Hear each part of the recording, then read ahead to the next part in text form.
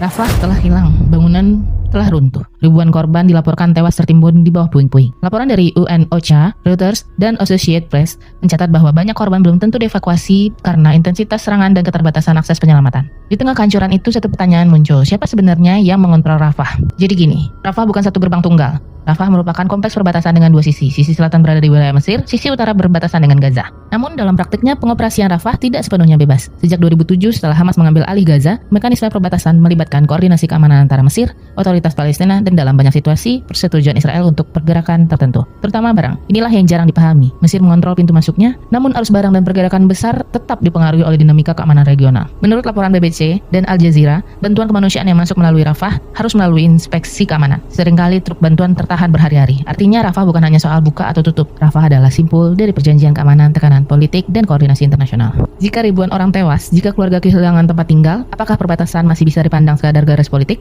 Allah berfirman dalam Quran Surat Al-Baqarah ayat 286, yang artinya Allah tidak membebani seseorang melainkan sesuai dengan kesanggupannya. Ayat ini sering ditafsirkan sebagai pengingat bahwa tanggung jawab memiliki batas kemampuan.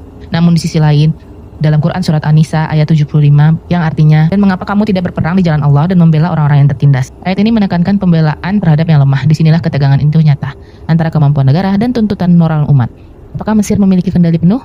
Atau justru juga berada dalam sistem yang membatasi geraknya? Menurut laporan Otoritas Kesehatan Gaza yang dikutip Reuters dan Associated Press, jumlah korban tewas secara keseluruhan dalam konflik ini telah mencapai puluhan ribu orang sejak Oktober 2023. Hingga ribuan lainnya masih dinyatakan hilang atau tertimbun di bawah reruntuhan. UN-OCHA dalam situational reportnya juga menyebutkan bahwa keterbatasan akses penyelamatan membuat banyak jasad belum dapat dievakuasi. Untuk memahami sepenuhnya, kita harus mundur sedikit. Pada tahun 2005, setelah Israel menarik pasukannya dari Gaza, lahir sebuah mekanisme yang dikenal sebagai Agreement on Movement and Access. Perjanjian ini melibatkan otoritas Palestina, Israel, dan pengawasan Uni Eropa di perbatasan Rafah. Artinya sejak awal, Rafah memang tidak dirancang sebagai gerbang yang sepenuhnya independen. Setiap pergerakan orang dan barang selalu berada dalam kerangka koordinasi keamanan regional. Ketika Hamas mengambil alih Gaza pada 2007, mekanisme itu praktis berubah. Uni Eropa menarik pengawasnya, dan sejak itu pula, Rafah beroperasi dalam sistem yang jauh lebih sensitif secara politik.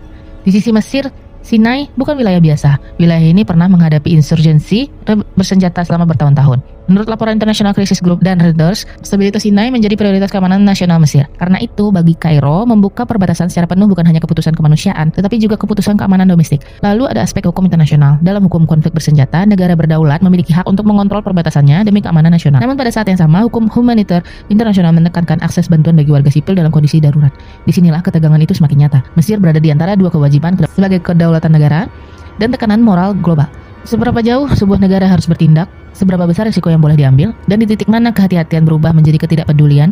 Apakah Mesir memiliki kendali penuh atau justru juga terperangkap dalam arsitektur geopolitik yang lebih